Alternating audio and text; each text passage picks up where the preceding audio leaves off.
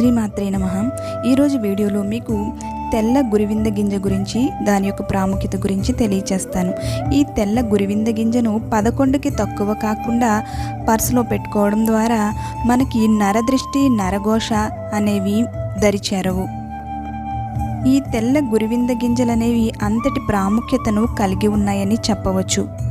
అంతేకాకుండా దృష్టి దోషాలతో ఇబ్బంది పడేవారు నరదృష్టి ఇంకా నరఘోష మొదలైన సమస్యల నుంచి బయటపడటానికి 2 తెల్ల గురివింద గింజలను తావీదులో ఉంచి మీరు ధరించడం ద్వారా మంచి ఫలితాలను పొందవచ్చు.